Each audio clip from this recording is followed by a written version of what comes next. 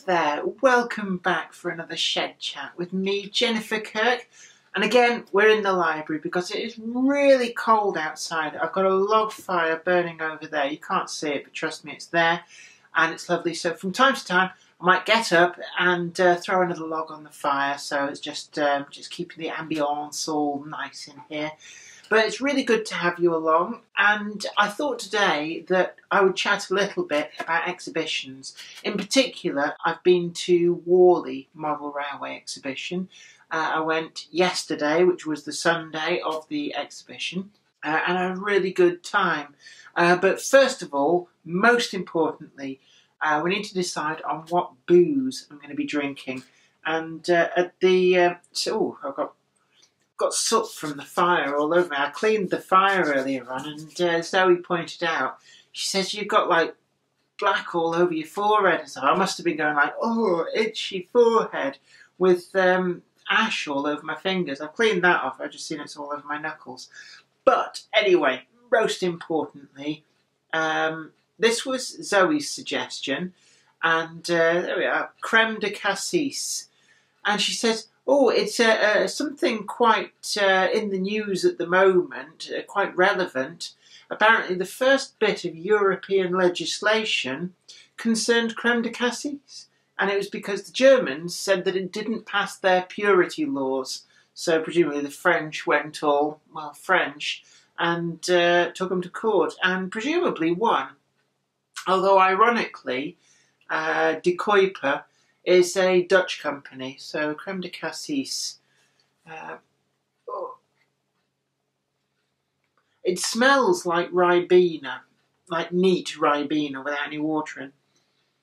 It's not something that you drink neat. You might recognise that from things such as Kir Royale, which I think is champagne. Yeah, champagne with a dash of creme de cassis. And it's that sort of weird pinkish coloured stuff that they serve at weddings usually. Oh, that bottle's a little bit sticky. The other option is, well, we've got De Kuiper Creme de Coco. This is otherwise known as white creme de coco. But, oh, it's interesting here. This one, this bottle came from America. And on the back of the American bottles, it gives you a recipe for a cocktail. And in this particular instance, it tells you what's in a grasshopper. 1 part De Kuiper creme de coco white, that's this one. 1 part De Kuiper creme de menthe green, which was actually one that I showed you last week. And 1 part light cream, chill and serve in a martini glass. Actually, because I'd always thought that a grasshopper was creme de menthe and cream. So actually, that sounds alright, I might give that a go. But you see, I'm not a freak, so I'm not going to just swig creme de coco or creme de cassis neat from the bottle. Instead, I'm having a cider. Oh, that's very refreshing. Right, anyway, where were we? Warley. Excuse me. Warley's one of those things, it's sort of like the big crux of the entire modelling calendar for the year. It's the benchmark by which all other exhibitions are sort of judged. I believe it's something like the largest exhibition in Europe for model railways. And it's held at the NEC down in Birmingham. It's actually quite easy to get to. It took us about 2 hours to get there by car. I went with a friend, my friend Brian. You don't tend to see him on screen at all because I was busy focusing in on all the layouts, and he was running around the place like some kind of manic school child in a sweet shop, or indeed like a railway modeller at Warley. He had £300 burning a hole in cash in his pocket, and he was determined to spend it all. In fact, I think he left with about 25 pence in change at the end. But we went down, took us about 2 hours to get there. And there was actually several other shows on at the same time. I mean, when you think it's the largest model railway exhibition, certainly in the UK, possibly in Europe, and there was some 4 other shows on as well. So we rode into the venue on the park and ride bus from the car parks. The car parks are huge, with Deadpool And the reason we rode the bus with Deadpool was because Birmingham Comic Con was on in one of the other halls. So there's lots of people sort of dressed as pixies, and as I jokingly said, I don't think we're going to see Princess Leia in the slave girl outfit. It was a bit parky out there. But anyway, we finally got to the show, and there was a motorbike show on as well. So there was like lots of people in motorbiking leathers, and I think a Bear Grylls cookery thing. There might even have been a camper caravan expo or something as well.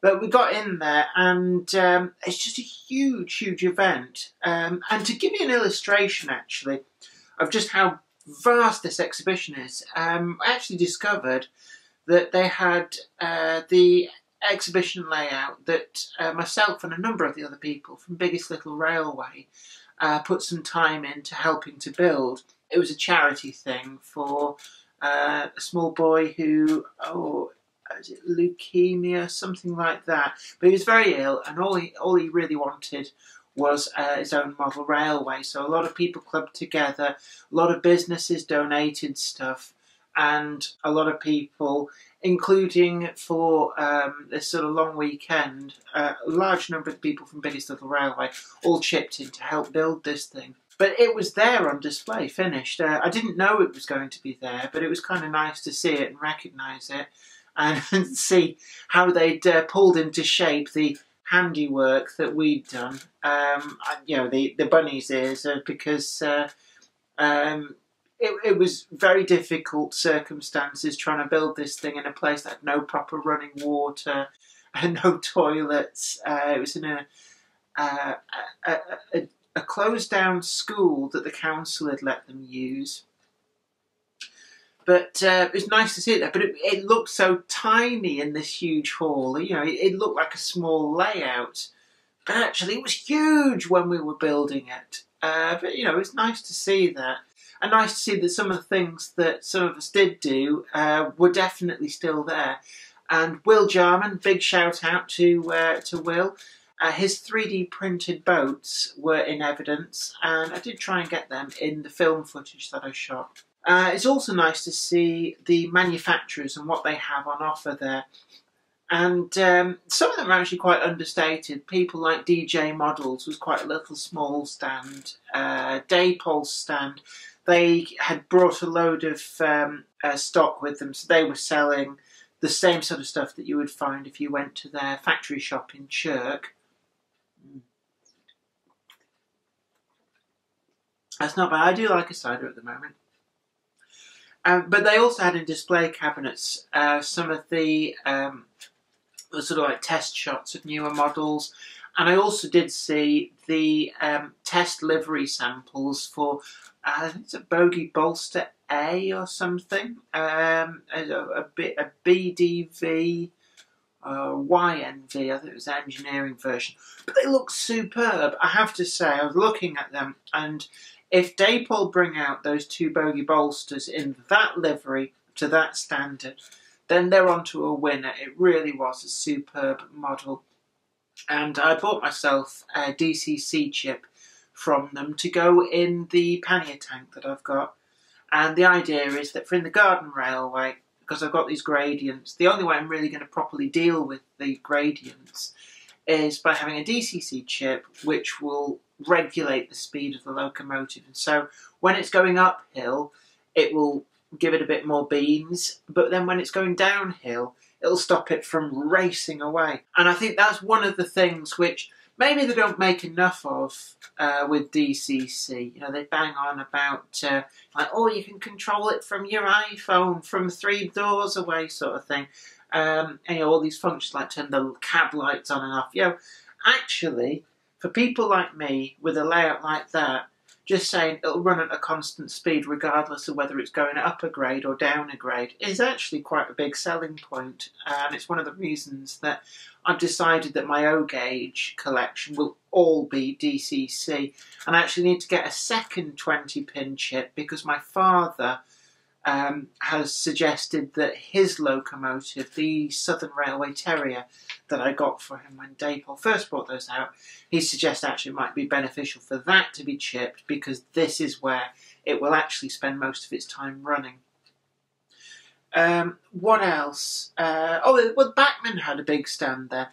But the thing I don't like about the Bachmann stand is that they have this sort of little exclusive area in the middle, all walled off, only for members of the Collectors Club, and they keep a lot of the test shots, the livery sample, the stuff that's forthcoming. The information about that's on the inside, and they have a bouncer on the door and all sorts. And in all honesty, at a show like Warley, surely they should be showing off what they're bringing to market. But that's the way they do it. They've decided that works for them, so who am I to argue? But next door to them, Hatton's had a stand. And now, of course, you and I know Hatton's primarily as being the retailer that Norman Hatton founded in, I think it was the late 1940s, when he was demobbed out of the army. He invested the money that he had into a model shop in Smithdown Road, and he was pretty successful. He was very famous for being the Meccano dealer who, when Meccano went bankrupt, bought so much of the unsold stock that Meccano had been stockpiling, and things like the Hornby Double-O in particular. And to give you an idea of how out of hand it had got, Hornby Double-O had on their books something like 10,500 of the super detail sleeping cars. Now, that's actually a staggering amount. When you think about the production runs today, where some locomotives or wagons their production run's probably only about 500. Well, Meccano had stockpiled. This is not what they'd been selling in total, but what they'd stockpiled was 10,500 of these things. And that was just one item. But certainly in the late 1990s into the early 2000s seems to be when Hatton's, I think the baton was passed to Keith Hatton, the son, and they started to expand. And it's culminated in the fact that they're making their own models. And we've reviewed a couple of them, in fact, no, 3 of them on this channel, and they've all been superb. The first one was the hopper wagon, the ICI hopper wagon, and strictly speaking it was made for them exclusively by Oxford Rail, but it appears to be about the starting point of Hatton's branching out to their own stuff. And then we've done the Andrew Barclay Shunter, which really was a truly brilliant model. I was very, very happy with that. And the South Eastern and Chatham Railway P-Class, again, another wonderful model. And they've got some others as well. They've got the 14XX auto tank as well, is another one that's been done exclusively for Hatton's. I think that was done by DJ Models, because on the DJ Model stands they were selling some seconds of those that had a miscellaneous fault. What actually put me off buying this, because they were a really good price, £60, it didn't actually give you any kind of a clue as to why they were a return. It put me off the thought of buying a model that I could find that there was something that I couldn't do anything about. And I figured that actually I'd probably be buying it just for the sake of buying it, rather than actually wanting a 14XX auto tank. Now, don't get me wrong, they're a nice little loco, but it's not a locomotive that directly appeals to me. I also looked at the Hunslet Austerities that they had for sale there, and again I think it was about £55 for them, but the problem was you were buying them like sold as seen, and so you didn't even know if they worked, and I guess they could be repaired, a bit of a soldering job maybe. I've got a friend who's very, very good with electronics, and she'd have taken a look and probably got them running, but I didn't want to risk it. But the Hunslet Austerities actually do look quite nice. I really ought to get one of those at some point. I am actually looking forward to it. It didn't have any livery samples or anything of it.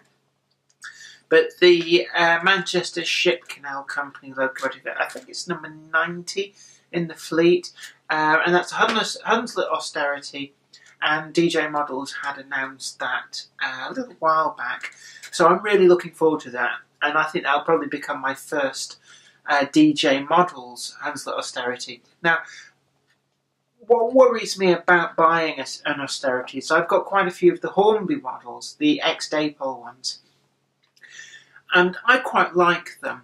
I don't think they're too bad a model, but I know that when I get a DJ Models one, you won't be able to put them side by side. Suddenly the Hornby model would no longer hold its own, and it's a bit like the Bachmann Class 3 shunter, the old previously mainline replica railways 03 shunter was actually quite a nice model, and I had 3 of them and I was quite happy with them, and I had them fettled, and when Bachmann announced their all new tooled Class 3, I thought, oh no, I'm perfectly happy with these models. How much better can this new Class 3 be? And as it turned out, it could be an awful lot better. And all of a sudden, this once magnificent model became a toy by comparison. And there's a part of me that's worried that that's going to happen to my fleet of, I've got about 6 of them, of the Hunslet Austerities. All of a sudden, I will buy one DJ model's Hunslet Austerity, and everything else is rendered obsolete. It's a bit like when HMS Dreadnought was launched. All of a sudden, the Royal Navy unwittingly levelled the playing field because they made all previous battleships obsolete. So this massive arms race that had been going on with the German high seas fleet being, this sort of race to build battleships faster than the other side, wiped the slate clean, and all of a sudden the race was on to build dreadnoughts. And it's going to be like that. I can almost feel it. But there we go. Now, Ameta, I'm gonna put this over there. Actually, it's been in the fridge. It's chilled, so it's making my fingers go very, very cold. And the weather is so cold. Now, we're in the library. I've got the central heating on, and I've got the wood burning stove lit, and I'm still freezing. I'm sat here in what should be quite a warm room, but we didn't have the heating on yesterday or the day before, which means that this house does stay quite warm quite well. But when it's gone 3 days with very cold overnights, it does start to cool down, and then you've got to put all that effort into warming it up again. It is very well insulated, but insulation can only do you so much when you haven't got a source of heat going on inside. So if I look like I'm shivering, it's because I am. What else? Oh yes, when I was at Warley, bumped into a few of the old Biggest Little Railway crew. There was Alex Croft there, Derry Faux Nightingale, or is it Fox Nightingale? I've never asked him. I've seen his surname written down, but never had any cause to either say it to anybody or to hear it said to me. We just know him as Derry. I think it's Fox Nightingale. Fox? I don't know. Maybe he'll watch this video and leave a comment below and tell me how his surname should be pronounced, because I'm always mindful. I like to pronounce things properly where I can, but sometimes you have to have a stab at words that you never heard pronounced before. And it's interesting. Just a little detour here into the wilds of my brain. The place Toaster in Britain. I've heard that name said on travel bulletins and all sorts so many times. In the meantime, I've never found it on a map until it suddenly clicked that the place that in my head was Towcester was actually Toaster. And it's purely a quirk of a lot of British place names. They ain't pronounced how you think they'd be pronounced, and Toaster is one of them. Leicester, there's another. Bicester. There's a lot of weird place names in Britain, and some of them you just have to know. There's no reason or rhyme as to how they're pronounced. They don't follow any rules. But hey, anyway, Derry was there, and Lawrence Robbins as well, who you'll know as leader of Team A. I, of course, was leader of Team D, the best team. Yes, Lawrence, you know it was true. You know it. He'll disagree with me, but hey. But it was really good to catch up with Lawrence. And I also met his wife for the first time. Lovely, lovely lady.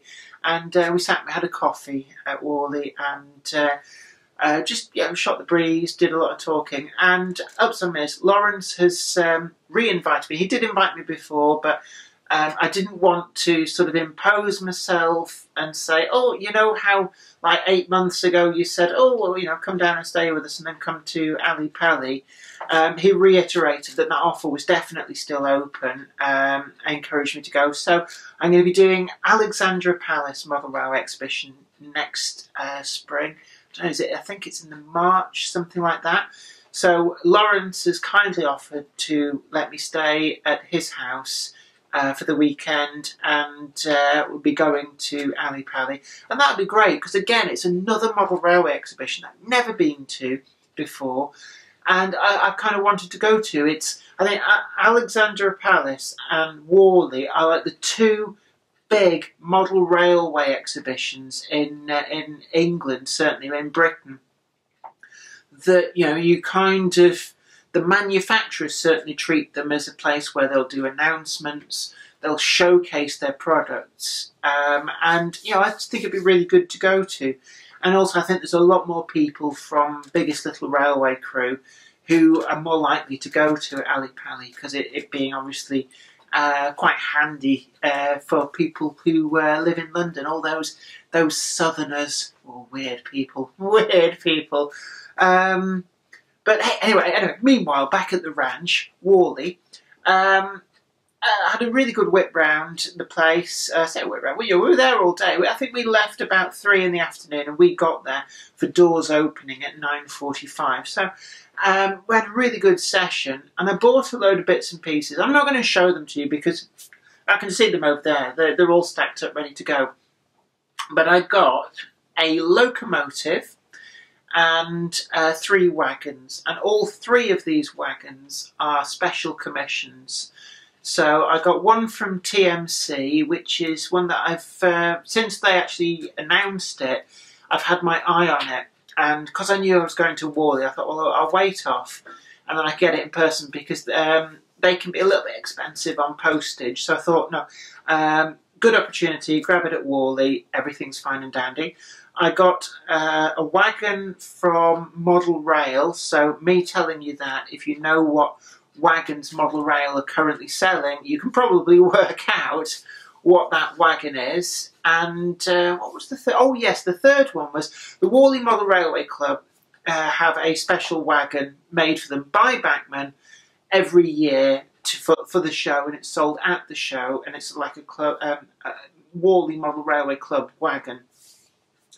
Last year I got this special anniversary 3 wagon set, and we did a box opening and review on that.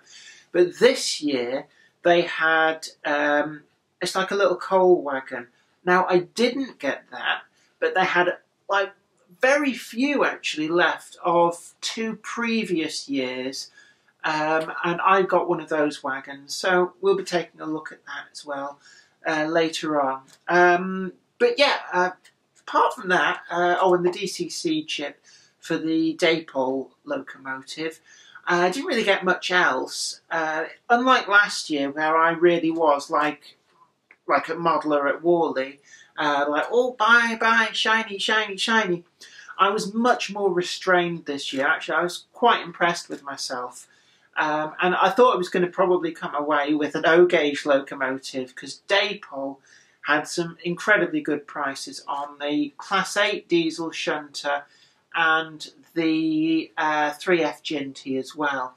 But I behaved myself and I didn't. I figure, look, you've got a figure of 8 O-gauge layout that isn't even fully laid yet. So, behave yourself. Enjoy what you've got before you start buying more. So, just, I was good there. Yeah, I just enjoyed all the layouts. I did enough footage for a 2-part video just showing the layouts and stuff. But I know from experience, in fact, actually it's already started happening.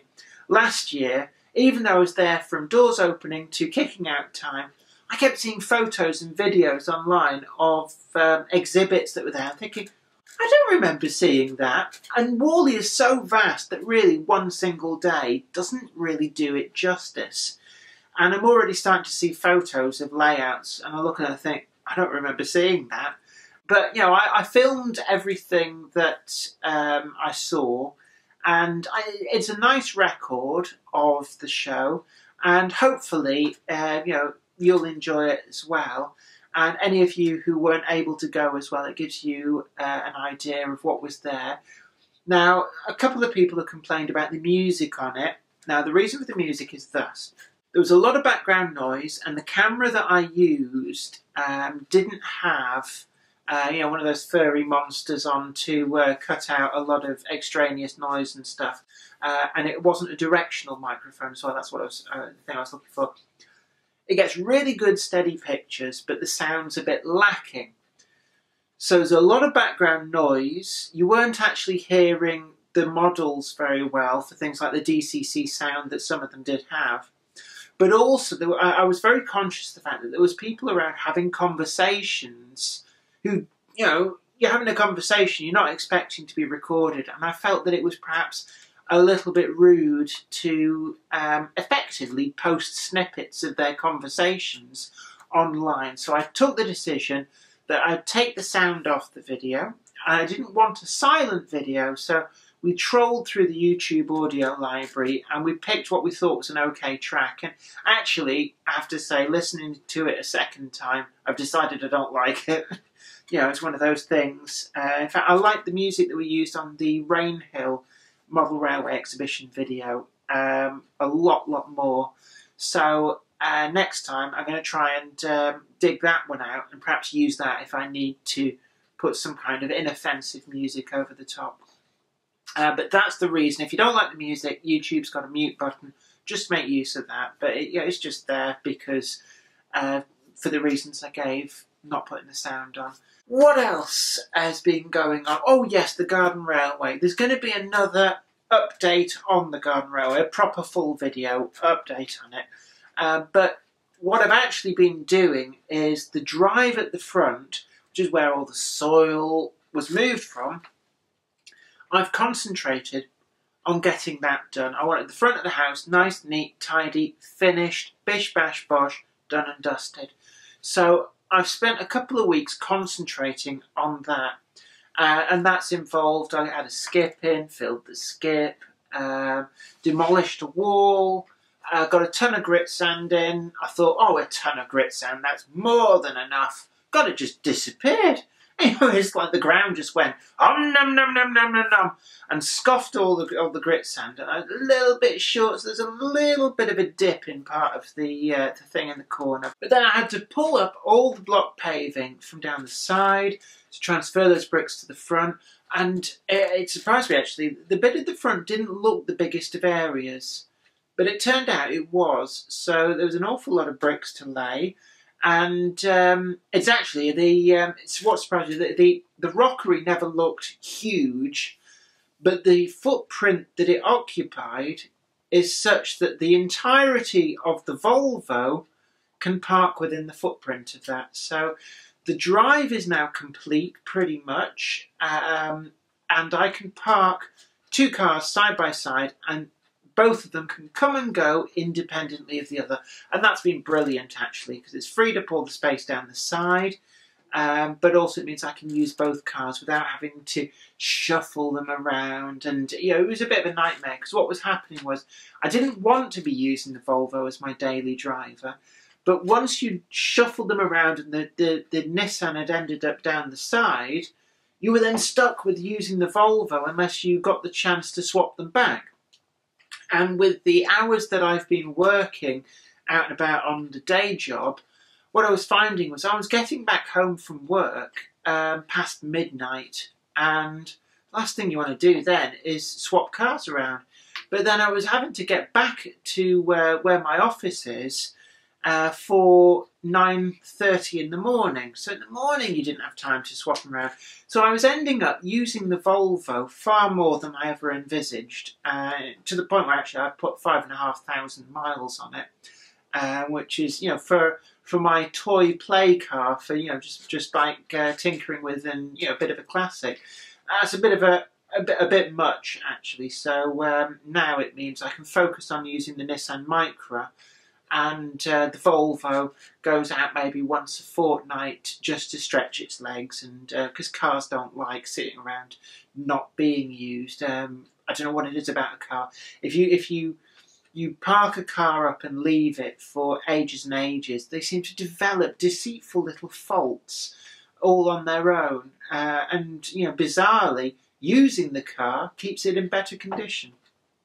But anyway, that's what soaked up a lot of my time. So the Garden Railway itself doesn't look a huge amount different, but what you will see when I film a full update video is I'm now at a stage where I'm just starting to lay track, and by the time I film the update video, hopefully there'll be a lot more track, and I'll be at a stage where I can start to fix the bridge in place. And then I've got to move on to plant life. I want low-growing, alpine-style, evergreen plants that are slow-growing and also retain their greenery all year round.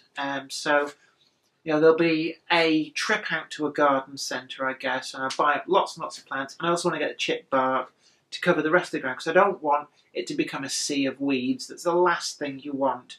And it's okay at the moment in the middle of winter because nothing's really growing. But as soon as the spring comes, that has to be covered by chipped bark. Otherwise, I'll never keep on top of the weeds, and it'll just be a mess. So that's where we're up to with that. And really, I think that's probably about everything for now. The fire's actually burning quite well over there. I might just stick another log on it. I've not really got much else to tell. There's some TV stuff in the background that's sort of bimbling along but may not come to anything. It's basically a second series of Great Model Railway Challenge. And I had a chat with Daniela from the production company, and she'd suggested that they'd really like it if I formed another team. And I've just got a bunch of people together who are all interested, and I've sent off an email saying, look, okay, these are the people I've got. And, you know, just wait and see what happens. They may decide they've already got enough people. It may count against me that I pulled out late on last time round because of various reasons, stress, and also they were just finding their feet with the format, and I was also very, very busy with a lot of other work. So I'm hoping that that doesn't count against me. They go, oh no, we don't want you. You pulled out late on last time, and we had to replace you with somebody else. But yeah, we'll see. And then there's another TV-related thing in the new year. See again if something comes of that, but may not come of that. And I don't want to tell anything about it too much because A, if it doesn't happen, it'll make me look a prat. If I go, oh yeah, we're doing this, we're doing that. Well, we might not be. And also, NDAs, TV companies don't like it if you spill the beans early, so I'm not going to talk about that. Oh, and yes, before I go, final thing, I've got 3 new books out. They are available through Amazon, but they're really good actually. The test readership have given me feedback on them, and actually I was speaking with one of the people who's read them, and now they've read the Stars books that I wrote before, and my Stars books got rave reviews. People who've read them really like them. I cannot recommend them enough. They're actually some of my favourite books. I was really pleased with those. But these new books, this trilogy, the people who've read it saying it's actually better than your Stars books. Doesn't, you know, not to detract from the Stars books, but your new books are actually even better. I've improved as a writer. And I was pleasantly surprised at that, because the little paranoid part inside of me thought, ooh, I'm never going to match the giddy heights of the success that I had with the Stars books. They are still available, by the way. The Stars books, you can buy them through Amazon, and available in Waterstones as well, although you might have to hunt or order them. Really good presents for Christmas.